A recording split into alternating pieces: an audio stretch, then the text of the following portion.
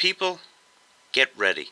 Three little birds asked me to do a step-by-step tutorial on how to draw Bob Marley. So get up, stand up, grab a pencil, because today you are going to draw one of the greatest musicians that ever lived. What? No art experience? No, woman. No cry. Don't worry about a thing. In other words, everything's going to be all right. This train is bound for glory, and you are a passenger, my friend. Just listen to my step-by-step instructions and pause the video at the end of each step, and I think that you will surprise yourself. Could you be loved?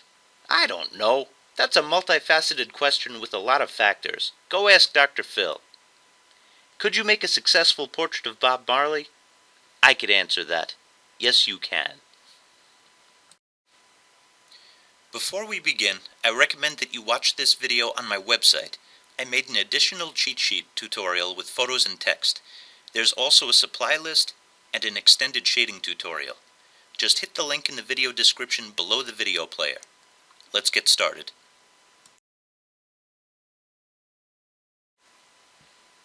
Step 1. Draw the shape that you see. Really, it's two shapes: Bob Marley's silhouette and the background. These shapes do not have to be perfect in order for this portrait to be successful. Step 2. Draw the M shape that I just added. Notice where it intersects with the shape from step 1. Step 3. Add the shapes for the collar on his shirt. Step 4. Add the shape for his neck. Due to his beard, it kind of looks like a cat's head. Step 5. Add the shape for Bob Marley's face. Notice the tilt of his head and the placement within the hair shape and above the cat's head shape from the previous step. Step 6. Add the shapes for Bob Marley's eyes. Here's a close-up. Step 7. Add in the shape for the nose. The other shapes surrounding the nose are shadow lines and facial hair. Altogether, this shape sort of resembles a crab.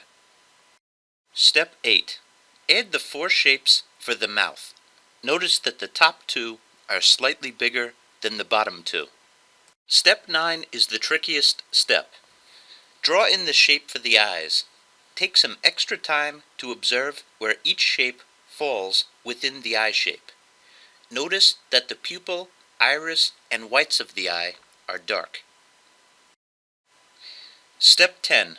Draw in the shape for the teeth. There are 8 teeth visible.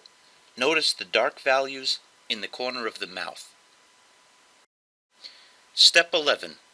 Add the shapes to the hair and to the clothing. Don't stress. These shapes do not have to be super accurate. Step 12. Partially erase the lines from step 11. We're going to use charcoal and the dry brush technique. Dark pencil lines will show through. Hey everybody, welcome to the shading portion of the video, and I am going to lead you through a somewhat confusing process today. I think I got a little bit impulsive with the supplies and forgot that I'm teaching. You see, I like to experiment, and I'm doing something that I've never done before in this video. As you probably know, if you've seen my videos before, I'm somewhat new to dry brush, but the only way that you get better at things is to experiment. And I know from years of oil painting that charcoal will go right into oil paint. And one of the supplies that you use when you're doing dry brush is oil paint. So I wanted to see how charcoal would go with the dry brush technique, which of course is done on watercolor paper. It had good and bad results, and I'm going to show you exactly what I mean. Look at the hair right now. You'll see what happens when I add the paint thinner to the hair, the mineral spirits to the hair. I thought that was both the most difficult thing to handle and possibly one of the great effects that you could have by using this combination of materials. You'll see in a moment with the highlights that are created. But basically, I'm doing shading with charcoal, and I'm not using the tip of the charcoal per se. You see me with the charcoal pencil now. That's where I'm doing the tip work, the detail work. But for the hair and for the majority of the shading, I'm being very loose, and I'm using the side of a charcoal stick. I just snapped it in half, used the side to do the details for the hair. Anything that is like a really, really important detail I did with the charcoal pencil, and most of that you'll see on the face. You probably noticed that I told you to erase the lines everywhere else, but if you noticed, I kept it on the face for a while, and that was until I used the charcoal pencil. After I used the charcoal pencil, then I erased on the face, because you're going to be using very thin layers of oil paint. So anyway, now we're getting to the hair, and you're seeing me use the paintbrush. Watch what happens. You see those white lines? Basically, any time that you put the terpenoid or mineral spirits onto the charcoal, it's like a hot knife through butter. It just like goes straight through. And I guess it's one of the easier ways to to get highlights, because you just get that the charcoal dust like totally out of the way. It like blazes through. But it kind of gets a little bit murky on the paintbrush. And in terms of controlling the paint, if I was a beginner, I would have real problems with this. So, what does that mean for you? You can try this. You can definitely try this. Or you can try, the last video with the James Hetfield, one of the more traditional dry brush approaches. Or you can do this in pencil. Forgive me for this one video. I think I forgot that I am teaching, and I had a little bit of fun. But there's still a lot that you can learn from this. Really, I mix and match materials. I know what each one does, and every single one of them has an advantage and a disadvantage. For instance, let's use the example of paint versus color pencil, which actually I use both in. Black and white color pencils, you're going to see me finish this portrait with. Let's put it this way. You get a fine tip, and you never run out of paint if you use the color pencil.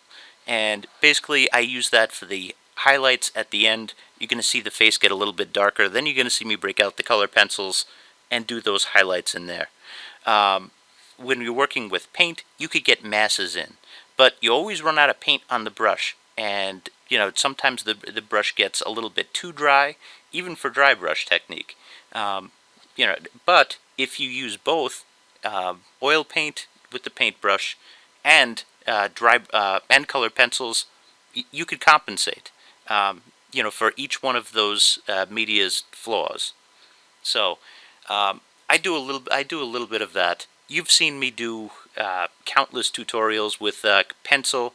I have about 5 videos out now on dry brush. So if you wanted to see a more traditional way of doing it, you can. I'm confident that the steps led you to a pretty good likeness of Bob Marley, and where you go from here is up to you. But anyway, you're seeing I'm using a lot of different brushes, and just like I said on the face, I used the big brushes when I wanted to create color or tones in big spaces, such as the hair if you wanted to do his dreads. For the minute details, I'm using a smaller brush. It's important to note to use bristle brushes instead of the watercolor brushes. You'll get a lot more control with this. I am working on the face now. Now's the fun part with dry brush. You start working the eraser. After you get the dark tones in, you just pull them out. It stays pretty much on the surface. The charcoal here got a little bit more into the watercolor paper, and that I will warn you about.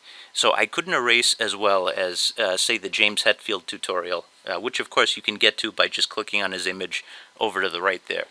I was able to get like really different tones in the James Hetfield tutorial. It was to a lesser extent since I used the charcoal on this one. But again, you compensate, you be smart with the materials. I'm using colored pencil on the top. You'll see me do that. Here we go, right there, right on cue in a second. So that's to recreate the highlights. there's always a way to fix a work of art. You just got to be creative. You got to think about the possibilities that are out there. I don't know. I don't believe in mistakes, although I like to think of myself as a problem solver with art. A lot of purists disagree with me, but I like to get adventurous. It's almost fun to mess up because you can always, think your way out of it with logic and what you know about art materials. Using a pretty much black and white color pencils. There's a grayscale that I also use. I only used it a little bit in this one. It was pretty much black and white. If you're watching it on my webpage, my recommendation is Prismacolor and nothing else with color pencils. I'm very flexible with other supplies. There's a whole bunch of different paints that are out there that you can use. I recommended one on my webpage, but the only supply I'm really picky about is the Prismacolor color pencils. Those make a huge difference. Anyway, that is the video. There's going to be an extended shading tutorial coming out. I hope you learned something. Leave me some comments.